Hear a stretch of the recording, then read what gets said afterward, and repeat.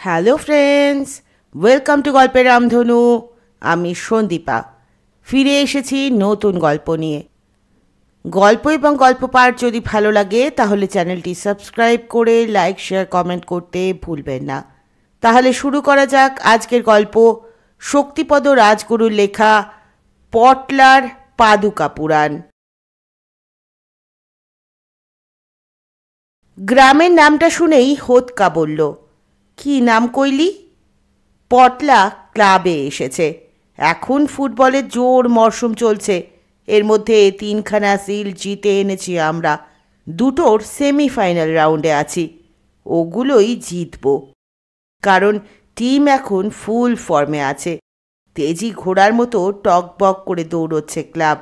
আমাদের চির প্রতিদ্বন্দ্বী 11 বুলেটস ক্লাব একটা মাত্র সিল্ড জিতেছে কোনো মতে। দুটোয় আমাদের কাছেই হেরেছে। এবার ওরাও গিয়েছে ওখানে খেলতে। ওদের হারিয়ে শিল্ড আনতেই হবে। তাই পটলা নিজেই উৎসাহী হয়ে ওই শিল্ডে খেলতে যাবে স্থির করেছে। হোতকার কথায় পটলা বলল, বেশ বড় গ্রাম, আর ওখানকার শিল্ড ওই জেলার খুব নাম। জায়গাটার নাম হারমাসছাড়া। গোবরা বলল, হুগলির কলাছড়া আছে মাটির লাইনে, তার ওদিকেই। আমরা গাড়িতে যাব। হোতকা তখনও কি ভাবছে। ও যেন বাতাসে কিসের গন্ধ পায়। বলল, হারমাসছাড়া গায়ের নাম কইলি? হ্যাঁ, বিরাট গ্রাম। আম কাঁঠালের বাগানও আছে অনেক। ওখানকার আম তো ফেমাস। হোতকা বলল, কইতাসোস ভালো, তাই গ্রামের লোকগুলান কিন্তু ফেরোসাস। দেখ, হয়তো কারো হারমাস ছাড়াই লইছিস, তাই গায়ের ওরকম নাম হইছে। গ্রামের নাম শুনে আমারও ওরকম একটা কিছু মনে হয়েছিল। ওখানে যাওয়া নিরাপদ হবে না মনে হয়।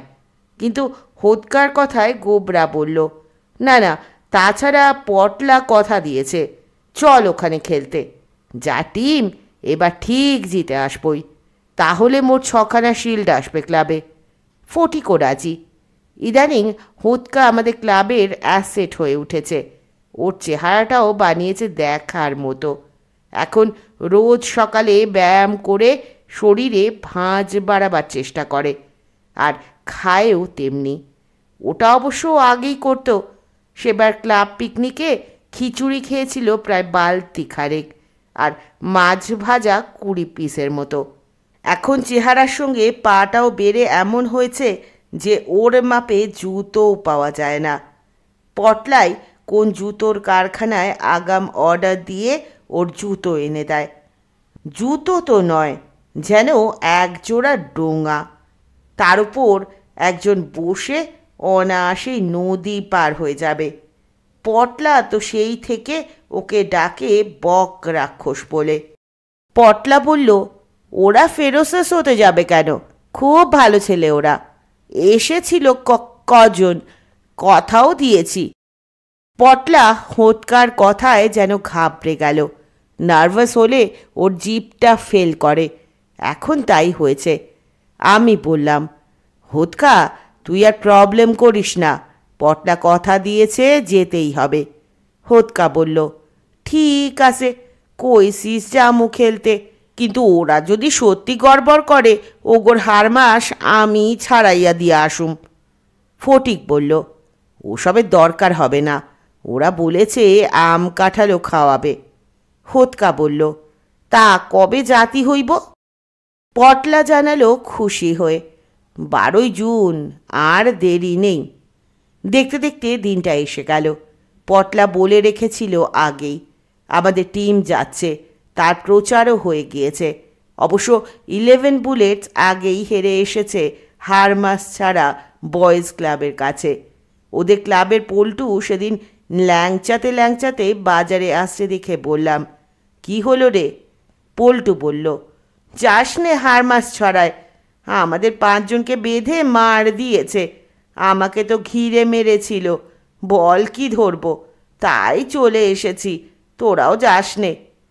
ক্লাবে খবরটা দিতে এবার হোতকাই বলল, 11 পুলের ছাইরা আইসা এইসব কইতাছে। ফটিক বলল, দেখলাম খোঁড়াচ্ছে। হোতকা বলল, তাই জামু, ওই শিলডি আনুম, ও গোরে দেখাইমু, তোরা পারিস নি, পঞ্চপাণ্ডব ক্লাব পারে। পটলাও খুশি হয়ে বলল, ইয়েস, এই তো চাই, 3 চিয়ার্স ফর হোতকা। আমাদের যাওয়ার দিন এগিয়ে আসছে। পটলার ছোটকার নতুন টাটা সুমোই পাওয়া গেল কদিনের জন্য। অবশ্য ওর ছোটকা বলল, একটা কন্ডিশনে গাড়ি পাবে তোমরা। হোতকা, আমাদের পুরনো ড্রাইভার মতিরামই গাড়ি চালাবে। পটলা যেন ভুল করেও এই গাড়ির স্টিয়ারিংয়ে হাত না দেয়। আর মতিরামকে বলল, কথাটা মনে রেখো মতিরাম, কথায় নড়চড় হলে তোমার চাকরিরও নট হয়ে যাবে। অবশ্য আমরাও এই শর্তে রাজি হলাম, কারণ এর আগে পটলার গাড়িতে চেপে পিকনিক করতে গিয়ে যা নাজেহাল হয়ে এসেছি, তারপর পটলার হাতে স্টিয়ারিং ছাড়তে আমরাও রাজি নই। হোতকা বলল, তাই হবে কাকু, পটলাকে স্টিয়ারিংয়ে হাত দিতেই দিমু না, প্রমিস।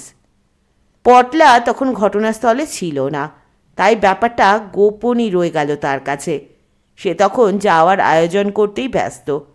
টিমের কয়েকজন এর মধ্যে ট্রেনে রওনা হয়ে গিয়েছে, ওদের জন্য স্টেশনের লোক থাকবে।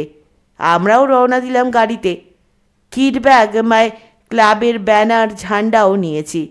এসব অবশ্য হোতকার ফর্মুলা, আগেও খেলতে গিয়ে অনেক অভিজ্ঞতার মুখোমুখি হয়েছি।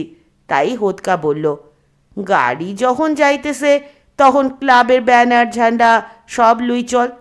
কোন সময় কোন কাজে লাইকবক কে জানে।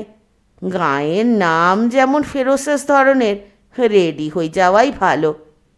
আমি বললাম, তোর শুধু মারকুটে স্বভাব, সব সময় যেন তৈরি হয়েই আছিস। হোতকা বলল, রেডি থাকাই ভালো রে, দিনকাল ভেরি ব্যাড হয়ে গেছে। শহর ছাড়িয়ে আমাদের গাড়ি চলেছে। শহরের ইট কাঠ কংক্রিটের জঙ্গল পার হয়ে আমরা যেন মুক্তির আস্বাদই পেয়েছি। ঘণ্টাখানেক চলার পর এবার বড় রাস্তা ছেড়ে গ্রামের সরু পথে পড়েছি। পিচ কবে হয়েছিল এসব পথে তার হিসেব জানা নেই। এখন ওসব উঠে গিয়ে হাড় কঙ্কাল বেরিয়ে পড়েছে। আর মতিরাম ওই ভাঙা চোরা পথে আমবাগান, বাঁশবন, গৃহস্থের বাড়ির পাশ দিয়ে চলেছে। একজন মাঠে কাজ করছিল, তাকেই জিজ্ঞেস করলাম, হারমাস ছাড়া আর কত দূর ভাই? লোকটা আমাদের দিকে চেয়ে বলল, ওখানে যাবে নাকি গো তোমরা? ওর কথা শুনে মনে হলো আমরা যেন একটা দুঃসাহসিক কাজই করতে চলেছি।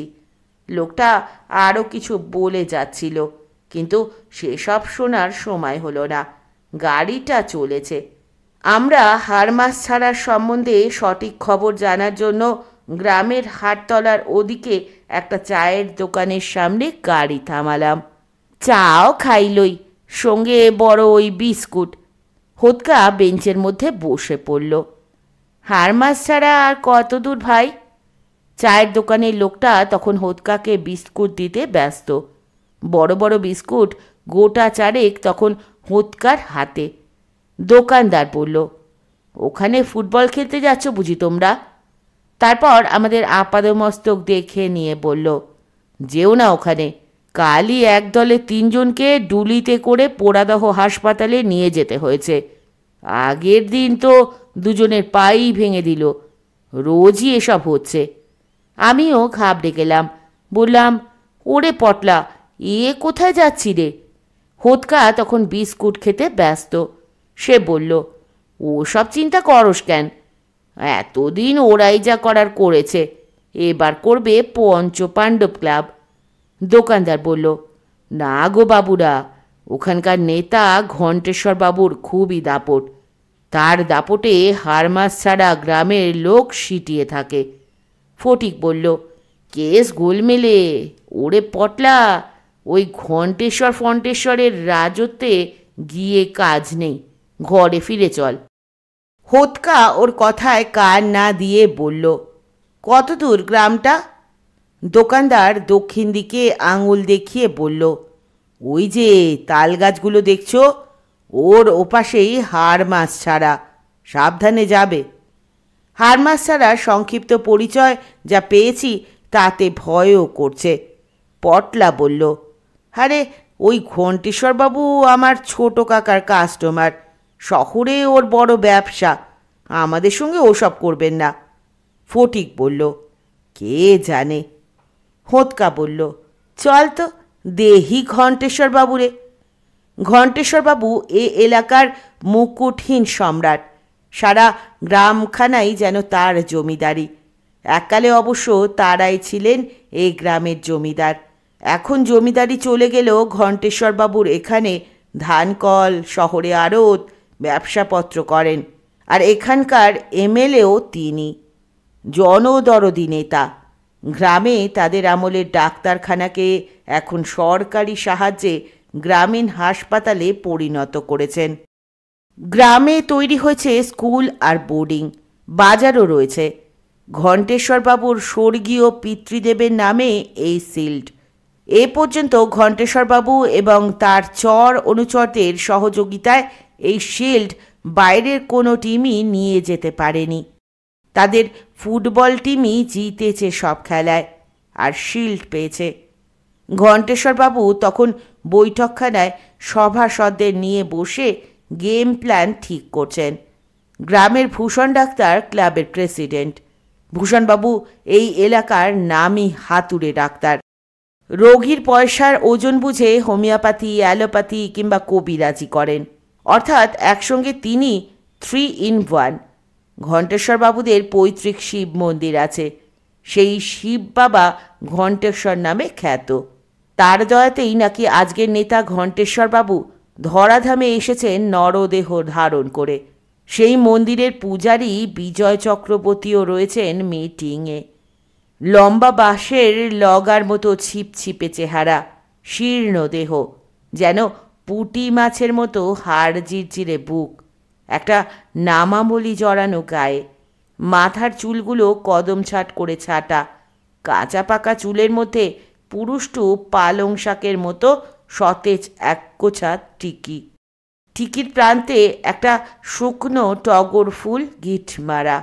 ওদিকে উদো বুদোও রয়েছে। ঘণ্টেশ্বরবাবু বললেন, কলকাতার পঞ্চপাণ্ডব ক্লাব আসছে হে, শুনেছি ছেলেগুলো দারুণ খেলে, ওদের সামলে শিল্ড ঘরে রাখতে হবে এবার। ভূষণ ডাক্তার বললেন, কলকাতা শিবপুরমায় বহরমপুরের 3টে দলকে মেরে ঠান্ডা করেছি, এটাকেও। ঘণ্টেশ্বর বললেন, আবার মারধর করতে হবে, গায়ের যে বদনাম হচ্ছে হে। বিজয় চক্রবর্তী বললেন, আমি এবার রেফারিং করব ঘণ্টেশ্বর বাবাজি, দেব 2-3টে পেনাল্টি ফুঁকে, বলে না হোক কৌশলে ব্যাটাদের ঠিক হারাবো। ঘণ্টেশ্বরবাবুর ভোটযুদ্ধের সেনাপতি কেষ্টা এলাকার নামই মস্তান, তার দলবলও আছে ভালোই। ভোটের আগে তাদের চমকানিতে এবার ঘণ্টেশ্বরবাবুর বিপরীতে কেউ দাঁড়াতেও সাহস করেনি। নরেশ মাস্টার তবু ফর্ম জমা করতে যাবেন ঠিক করেছিলেন। তার আগের দিন রাতেই নরেশ মাস্টারের ঘরে আগুন জ্বলে উঠল। সেই ফর্মও নরেশ মাস্টার আর জমা করতে পারেননি। ফলে ঘণ্টেশ্বরবাবু বিনা প্রতিদ্বন্দ্বিতায় জিতে যান এবার। কেষ্টাও এলাকার সেনাপতি হয়ে রাজত্ব চালাচ্ছে। কেষ্টা বলল, ওসব বাঁশি ফুঁকে কী হবে চক্রবর্তী মশাই, মাঠে পঞ্চা, ভূধর, তেলিয়াদের নামিয়ে দেব, 2-4টেকে বেধারক ঠ্যাঙানি দেবে, ব্যাস লাইন ক্লিয়ার। ঘণ্টেশ্বরবাবু বললেন, ওসব এখন থাক কেষ্টা, গান্ধীজির পথই নিতে হবে, অহিংস আন্দোলনই করতে হবে। রেডি থাকো চক্রবর্তী, গ্রামের বদনাম আর করব না। এমনিতেই গ্রামের নামটা তো ভালো নয়, ভাবছি এবার সরকারিভাবেই এই গ্রামের নাম পাল্টে দেব। কেষ্টা বলল, কী নাম রাখবে দাদা? ঘণ্টেশ্বরবাবু বললেন, শান্তিনগর। এমন সময় আমাদের গাড়িটাকে আসতে দেখে ওদের সলা পরামর্শ থেমে গেল। ঘণ্টেশ্বরবাবু যেন এখন অন্য মানুষ। ওই সিটকে বিজয় চক্রবর্তীর মুখেও হাসি ভরে উঠল। ভুজঙ্গ ডাক্তারই অভ্যর্থনা জানালেন। এসো এসো বাবারা, এতটা পথ গাড়িতে এসেছো, কোনো কষ্ট হয়নি তো? ঘণ্টেশ্বরবাবুও নিটোল ভুঁড়ি দুলিয়ে আপ্যায়ন করলেন। এসো এসো, ওরে কেষ্টা, স্কুলে এদের থাকার ব্যবস্থা হয়েছে, ওখানে নিয়ে যা। দেখিস আমার পরিচিত শশীবাবুর ভাইপোর টিম, এদের যেন কোনো অসুবিধে না হয়। একটু ওদিকেই দোতলা স্কুল বিল্ডিং, সামনে বেশ খানিকটা জায়গাও রয়েছে। তার ওদিকে খেলার মাঠ, এদিকে ওদিকে গাছপালা, ঘন বাঁশ বনও আছে।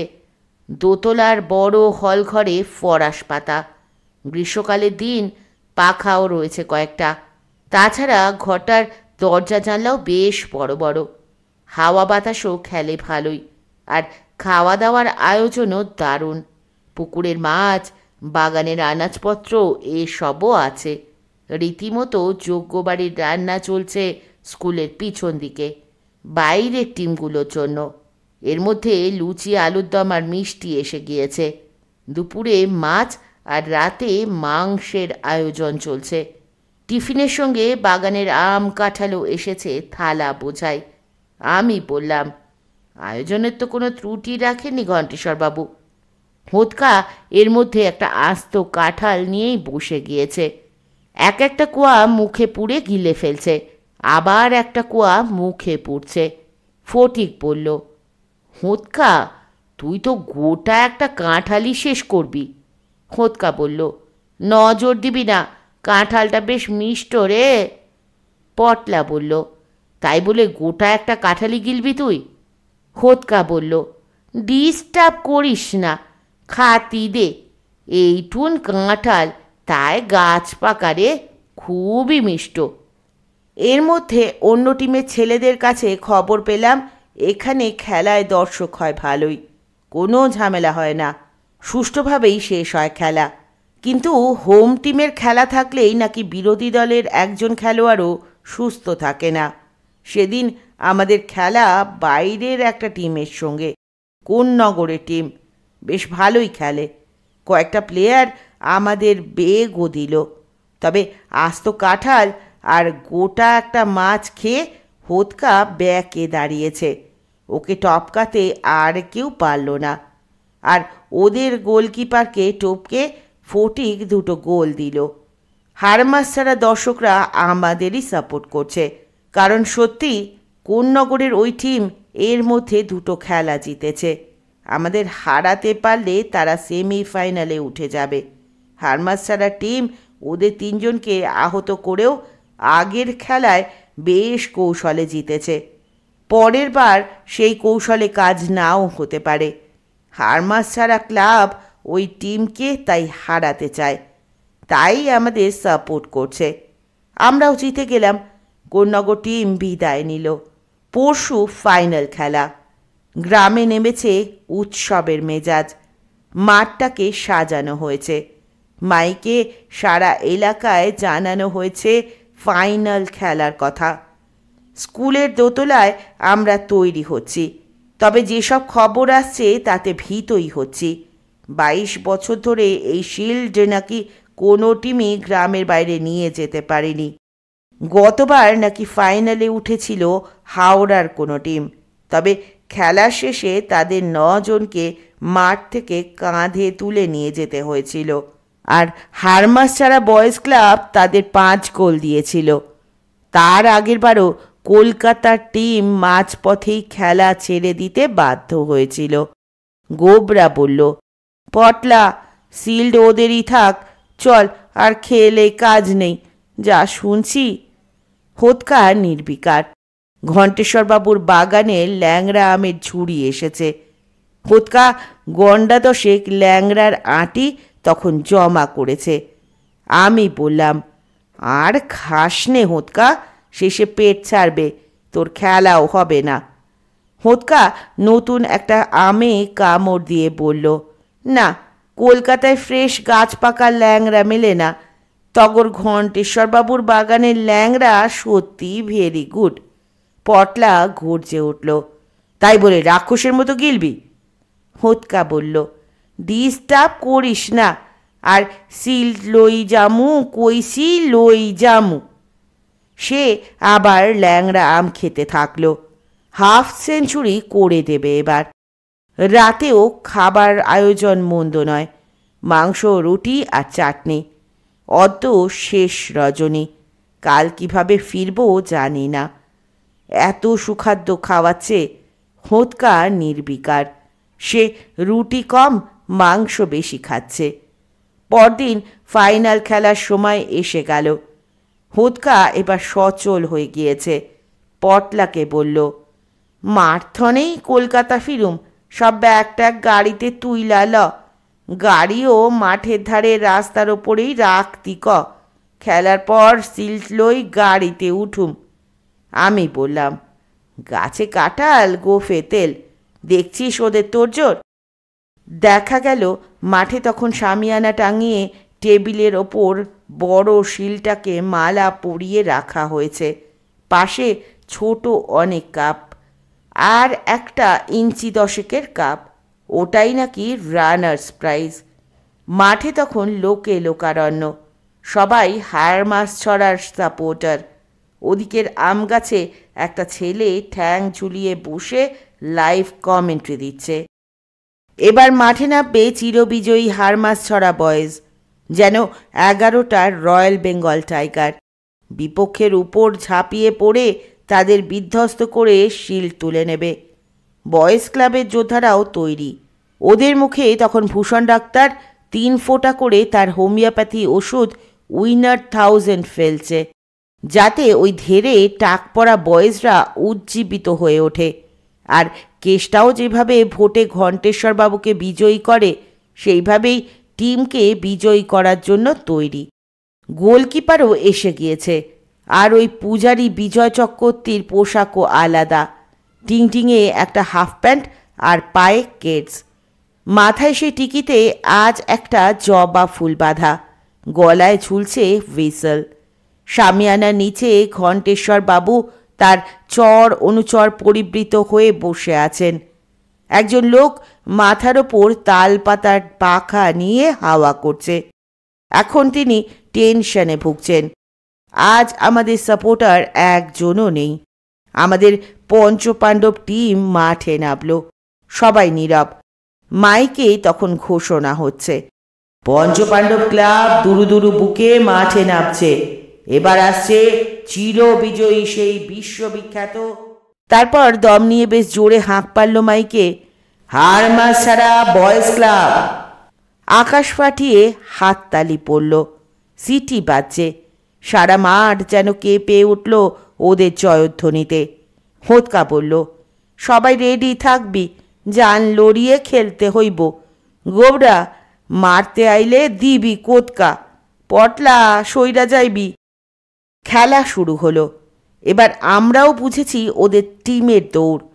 আমরাও এবার বল নিয়ে নিজেদের মধ্যে দেওয়া নেওয়া করছি মাঝ মাঠে। আর ওই টাক পড়া ধেরে গুফোগুলো বল নেওয়ার জন্য এদিক ওদিক দৌড়চ্ছে, কিন্তু বলই পাচ্ছে না। মাঠের বাইরে তখন তুমুল চিৎকার, বল কেড়ে নে নন্দ, কালা এগিয়ে যা, দে একখান গোল পঞ্চপাণ্ডবদের। কিন্তু এর মধ্যে গোবরা মিড সেন্টার থেকে ফটিকের দিকে বলটা বাড়াতে আমিও এগিয়ে গেলাম। হারমাস ছাড়া ক্লাবের বয়েজ ভাবতেই পারিনি যে এভাবে আক্রমণ আসবে। খেলার গতিও বাড়িয়ে দিয়েছি। ফটিকও এবার সোজা বলটা আমাকে দিয়েছে। আমি ওই রানিং বলে জোর শট মারতে বলটা গোত্তা খেয়ে ঢুকে গেল হারমাস ছাড়ার গোলে। সব কলরব নিমেষের মধ্যে থেমে গেল। বল জালে জড়িয়ে গিয়েছে। চক্রবর্তীও বাঁশি ফুঁকে দিলেন, গোল। এমনভাবে গোল খাবেন ভাবতে পারেননি ঘণ্টেশ্বরবাবু। তিনিও এবার গর্জে উঠলেন, গোল?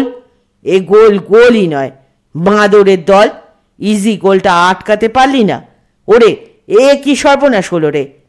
চর অনুচররা বলল, ভাববেন না দাদা, এক্ষুনি আমাদের টিম ব্যাটাদের গোলের মালা পরিয়ে দেবে। খেলা শুরু হয়েছে। আমরাও বুঝে গিয়েছি ওদের টিমের দুর্বলতা কোন জায়গায়, সেই মতো চেপে ধরেছি ওদের।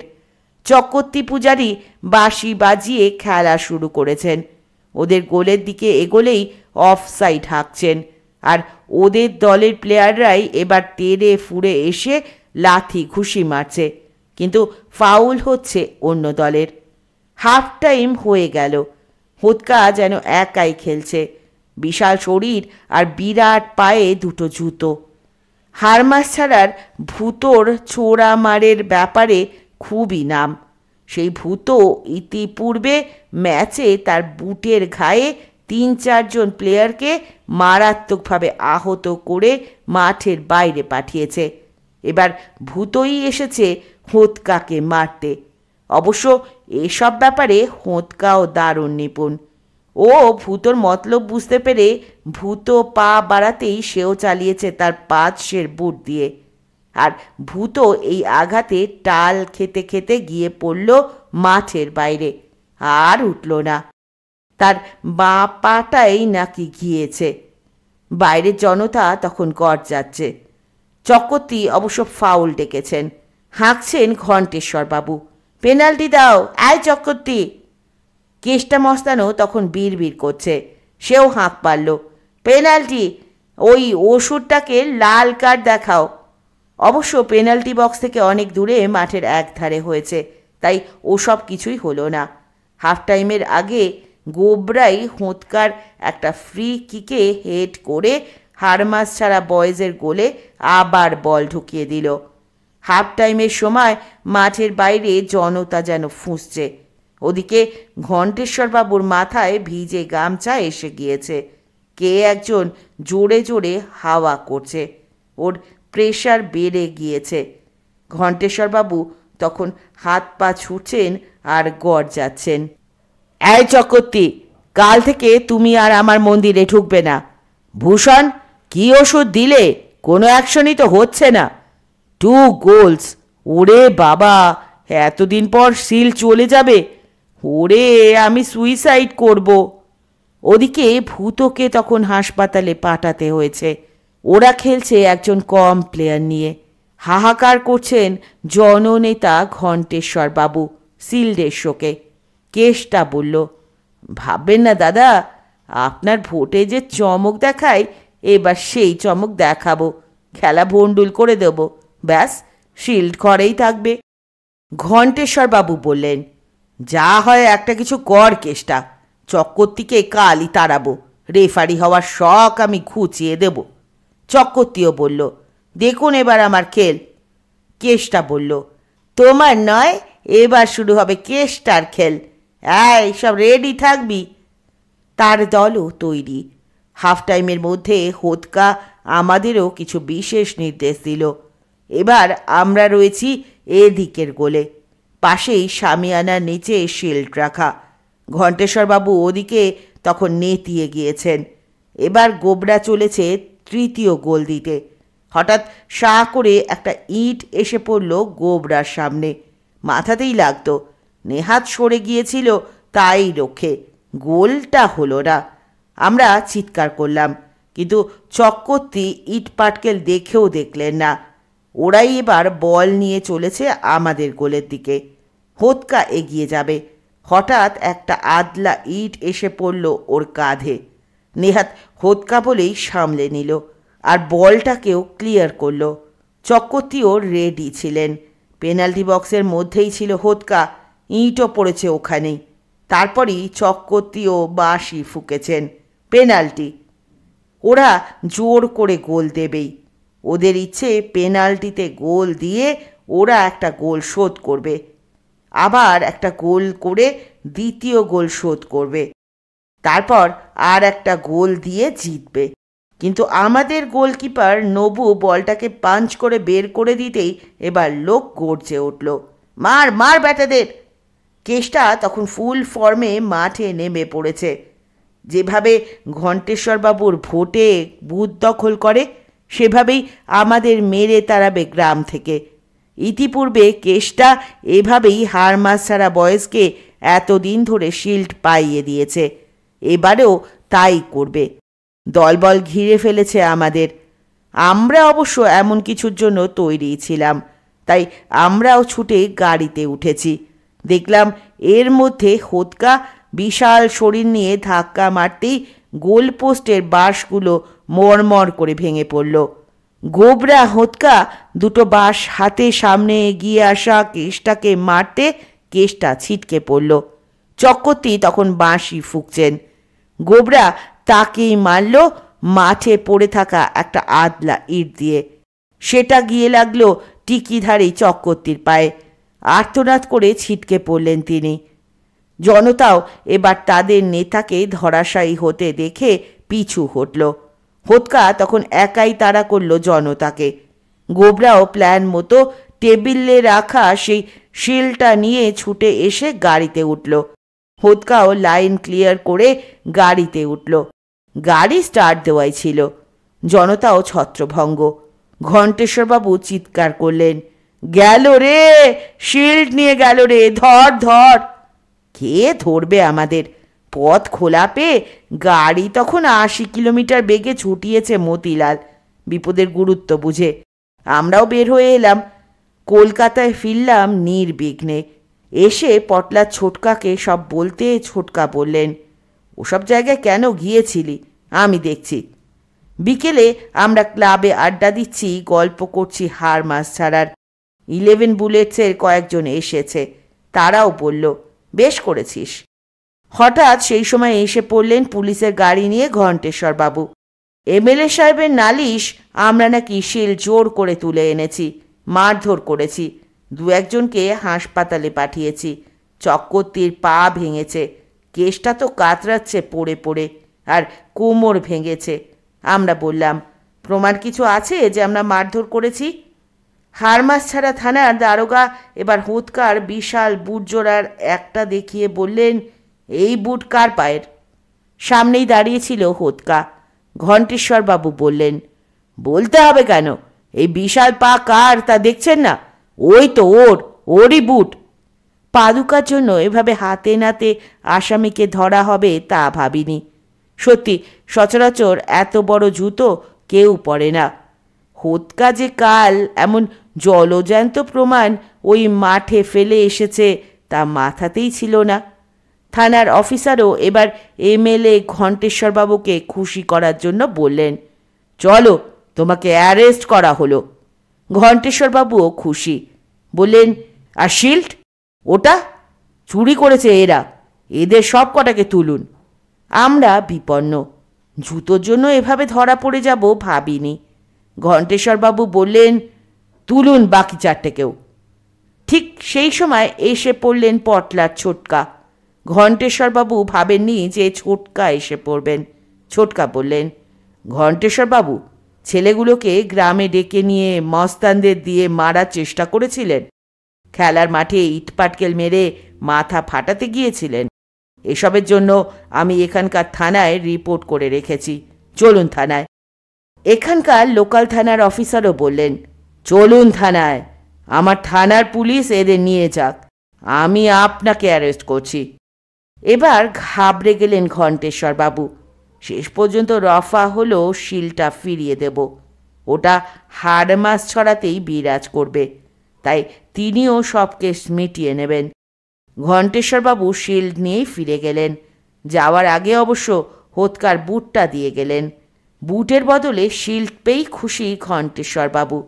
পটলা বলল, হোঁতকা, ওই শিল্ডের চেয়ে তোর জুতোর দামই বেশি রে, ওই বুট না পেলে তোর খেলা আর হতো না। হোঁতকা বলল, হ্যাঁ, একজোড়া এক্সট্রা জুতো বানাই রাখুম, কে জানে আবার কখন কোথায় ফেইলা আসি।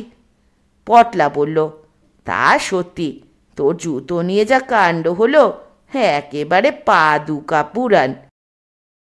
শুনছিলেন শক্তিপদ রাজগুরুর লেখা পটলার পাদুকা পুরাণ। কেমন লাগলো গল্প? শোনার অপেক্ষায় থাকবো। পরের দিন এসে হাজির হব আবার নতুন গল্প নিয়ে।